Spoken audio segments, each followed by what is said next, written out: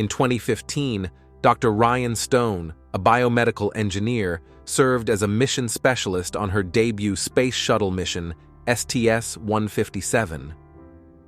During a spacewalk to repair a panel on the Hubble Space Telescope, she is accompanied by veteran astronaut Matt Kowalski, who commands his final expedition. Suddenly, Mission Control Ed Harris instructs them to abort the spacewalk and return to the STS, Space Transportation System.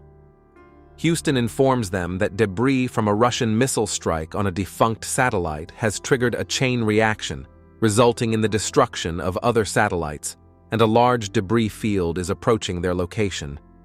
They lose contact with Mission Control within a few minutes, but Stone and Kowalski continue to transmit messages in the blind, in the hope that the ground crew can hear them. The STS, Space Transportation System, is struck by high-speed debris, causing it to spin wildly and flinging Stone to the end of the boom arm. A piece of debris breaks the robot arm off from the STS, forcing Stone to release the tether holding her to the robot arm. After freeing herself, she is thrown far from the STS and attempts to contact Houston or Kowalski in a panic.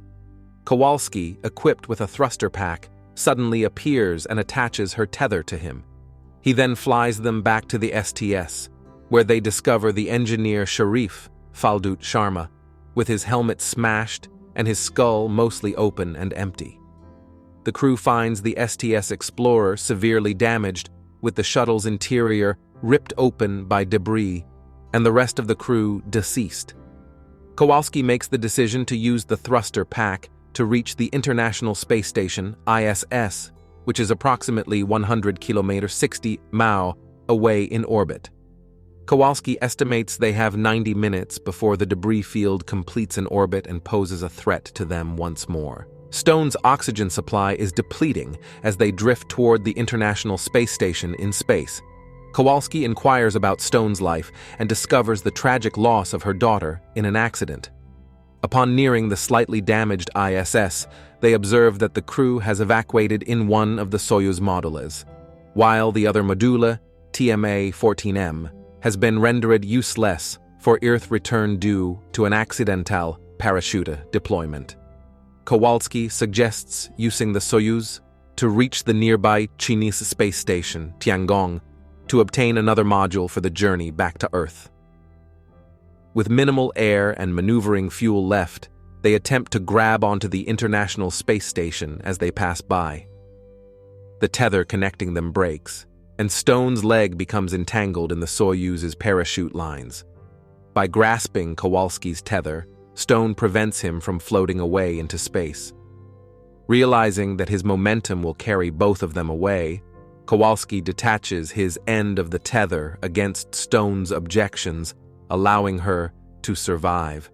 The tension in the lines pulls Stone back toward the International Space Station as Kowalski drifts away, providing her with further instructions via radio on how to reach the Chinese space station and encouraging her to persevere in her mission to survive. Dr. Ryan Stone enters the International Space Station through an airlock and removes her spacesuit.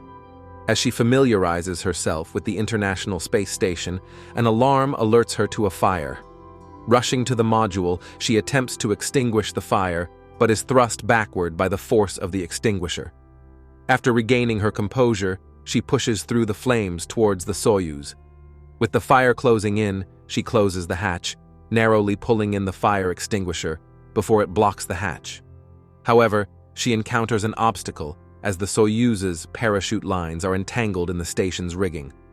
Donning a Soviet spacesuit, she exits the spacecraft to release the cables just as the debris field completes its orbit, resulting in the destruction of the ISS around her. Free of the ISS and the parachute lines, Stone re-enters the spacecraft and aligns it with Tiangong. However, upon firing the thrusters, she discovers that the fuel tanks are empty, leaving her stranded and believing she will die. As she begins to succumb to the lack of oxygen, she hears the voice of an Inuit fisherman named Anhinga on the ground. Slowing the oxygen flow, she prepares to lose consciousness when suddenly Kowalski appears outside, opens the spacecraft lock, and enters the cabin. He asks her if she wants to live or die, and advises her to use the Soyuz's landing rockets to reach Tiangong. Returning to full consciousness, Stone realizes that Kowalski is gone, part of a hallucinatory dream. She restores the oxygen flow and uses the landing thrusters to navigate towards Tiangong. Stone, lacking fuel to slow or dock the Soyuz with the Chinese station, ejects herself from the Soyuz via explosive decompression. She utilizes the remaining pressure in the fire extinguisher as an improvised thruster to propel herself towards the abandoned Tiangong. Upon entering the Tiangong space station, she navigates through its interior to the Shenzhou capsule. The deteriorating orbit of the Tiangong station, due to impacts from the debris field, causes it to disintegrate on the upper edge of the atmosphere. Stone is unable to detach the capsule from the space station and resigns herself to whatever fate awaits. As the space station disintegrates, the Shenzhou capsule breaks off and Stone activates the device that separates the capsule from the rest of the spacecraft. As the capsule descends through the atmosphere, its self-rights and mission control informs her that rescue is on its way. The parachute deploys automatically, and Stone lands in a lake near the shore. The cabin fills with smoke, and after opening the hatch, the capsule tilts, allowing water to enter. Despite thinking she was safe, Stone is unable to exit the capsule, which sinks to the bottom with her inside. She discovers a pocket of air within the capsule, exits, sheds her spacesuit, and swims to the surface. Overcoming difficulties, she reaches the shore and manages to take a few unsteady steps.